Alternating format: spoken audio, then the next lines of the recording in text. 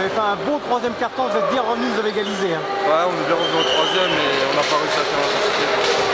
Bon bah c'est un coup d'arrêt, les playoffs c'est fini là. Ouais, je crois que c'est mort là, on fait des calculs mais ça va être compliqué. On va finir la saison en roue libre à Saint-Vallier et après Avignon. Ouais. On prépare déjà la saison prochaine alors. Ouais, on verra. Vous avez fait une belle saison quand même, le maintien est là quoi. Ouais, mais bon, c'est quand même rageant quoi. C'était pas si on avait plus d'ambition que ça, et au final, c'est décevant, mais on verra. Il y a un goût d'inachevé. Voilà.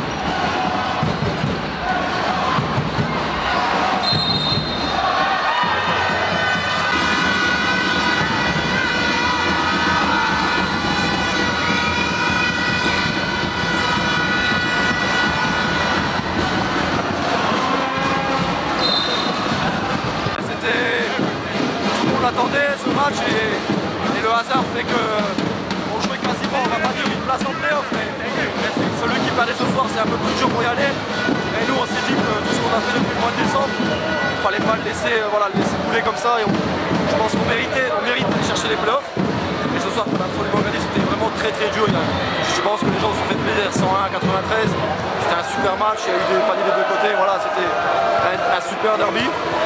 Et on a gagné, donc tant mieux pour nous. Ouais, il y avait du spectacle, vous étiez devant tout le match. Vous vous êtes fait peur au troisième quart-temps quand même. Ouais, non, mais on savait aussi qu'ils allaient revenir. Après, il fallait nous, c'est continuer de rester sur nos principes. Ils ont mis des gros shoots à un moment donné. Nous, on n'est jamais. Je crois pas qu'on passe derrière, peut-être un ou deux fois.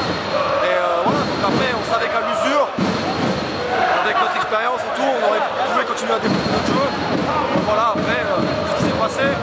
Et c'est super, surtout pour les gens. Moi je suis pas d'ici, mais c'est un derby apparemment. Personnellement, t'as artillé à 3 points, beaucoup de réussite. Hein. Ouais, on savait que aussi ils avaient tendance à beaucoup fermer la raquette, donc on avait prévu tout à l'heure que ça allait vachement fermer. Donc après, ils ont fait un super bon ressortir les ballons, on a eu des chutes ouverts. Et voilà, le basket, il y a des fois ça rentre, des fois ça rentre pas. Et aujourd'hui ça a rentré, tant mieux pour nous. Vous avez des fidèles supporters là. Ouais, je pense qu'ils sont contents là.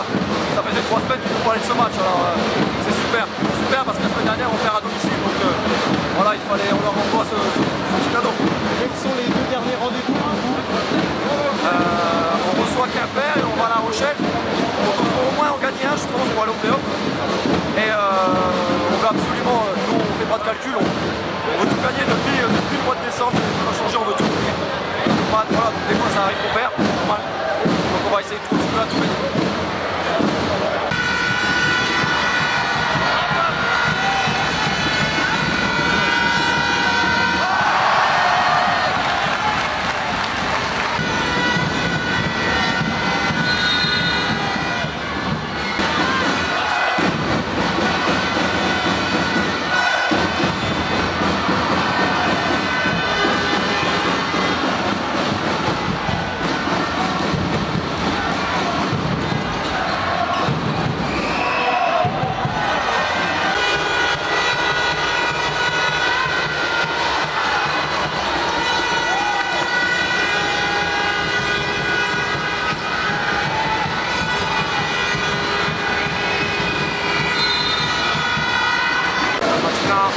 On avait l'objectif après la défaite de Char de se remettre vraiment focus pour le match suivant. On savait que venir au Jet ça allait être difficile et puis on a fait un match sérieux du début à la fin. Il faut quand même poser beaucoup de problèmes mais on a su à la fin augmenter notre niveau défensif et je pense que c'est là que c'est la différence.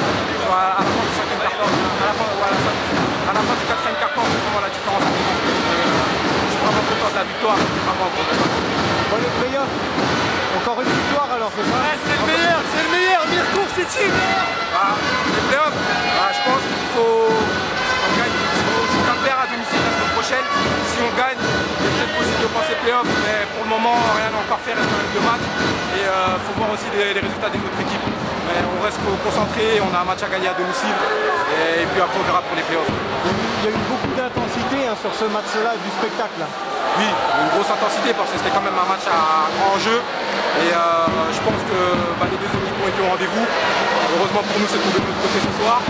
Maintenant, on va essayer de rester sur cette bonne note pour travailler sur la perte et gagner ce match qui est si important. Vous les avez battus 2 fois cette saison, le Jet, hein? Oui, 2 fois. On a su bien les jouer et on ne s'est pas cassé la dent sur leur zone et sur la pression défensive qu'ils ont mis.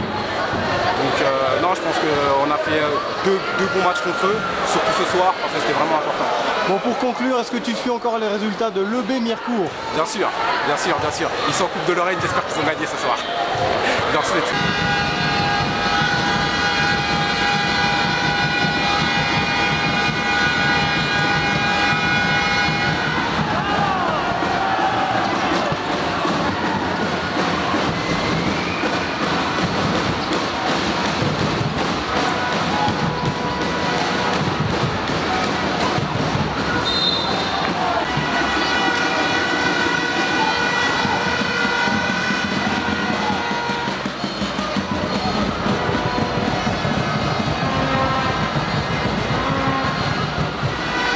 C'est une fin de match où ça manque un peu de mental, où ça manque d'encouragement, ça manque d'engagement. Bon, il y a la fatigue évidemment. Voilà, on sent que bon, autant il y a eu un retour sur une équipe qui est très oppressante, qui était très oppressante et très efficace, celle de Mulhouse, hein, avec des joueurs qui nous arrivent de Pro A, en cours de saison d'ailleurs. Je pense ça hyper juste.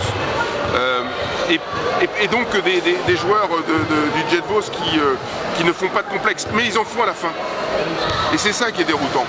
Donc voilà, il faudra peut-être travailler un petit peu le mental, surtout en fin de parcours. C'est là où c'est le plus dur, c'est là où ça pioche le plus, et c'est là où le mental est le plus difficile à garder quand on est fatigué, ce qui a été un peu le cas là, sur ce match. Oui, ils sont bien revenus dans le 3e quart-temps puisqu'ils égalisent avant de baisser pavillon dans les 5 dernières minutes. Un match, c'est 4. Hein, c'est 4 quart-temps, donc c'est jusqu'à la dernière seconde. Hein, voilà, donc si le mental se perd, ne serait-ce que dans la dernière minute, ça suffit. Voilà. Bon, vous ne portez pas chance à Jérémy parce que la dernière fois que vous étiez venu, il avait perdu aussi. Ça se joue à peu de choses. Bon, mais ça progresse. Non, l'équipe a progressé. Si on prend globalement la marche de progression qu'a eu cette équipe depuis le début de la saison, pour moi, je trouve qu'elle est colossale. C'est des jeunes qu'on met en responsabilité, en particulier issus des centres de formation ici. On va pas chercher des mercenaires, non. On prend des jeunes joueurs et on les fait progresser. Ça me plaît. Ça va dans l'éthique du sport, dans l'éthique de la progression et du haut niveau. On n'est pas là en train de faire son marché, un petit peu comme l'a fait Mulhouse, il faut l'avouer, voilà, pour aller chercher la gagne. On a une équipe d'avenir, c'est ça qu'il faut garder en tête. Voilà, c'est un club qui se construit, le maintien en National 1 à cette saison qui était l'objectif prioritaire, et la saison prochaine, on pourra viser les playoffs. Mais absolument, parce qu'on les a vus se frotter face aux grosses équipes et perdre un peu de choses.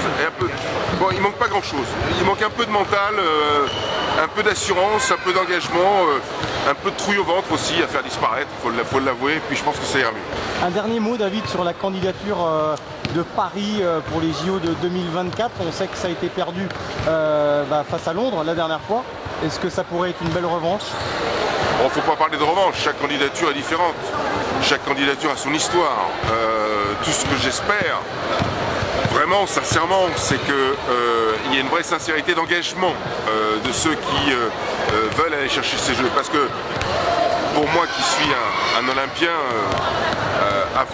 avoir les jeux chez soi, c'est un cadeau extraordinaire qu'on fait à son pays, à son propre pays, et puis à toute une jeunesse. C'est un boost de 30 années de culture sportive qui se projette en avant. Voilà. Donc c'est chose de fabuleux. Mais Paris a toutes les qualités pour recevoir les jeux. Après, tout va se jouer sur... c'est comme pour un match, hein, c'est ceux qui le voudront le plus qui passeront, ceux qui seront le plus engagés, le plus motivés, ceux qui prouveront aux membres du CIO qu'ils ont vraiment dans leur ADN l'envie de faire les jeux. Ce qui n'a pas été le cas de la candidature française, on se rappelle des paroles de la maire de Paris il n'y a pas si longtemps que ça.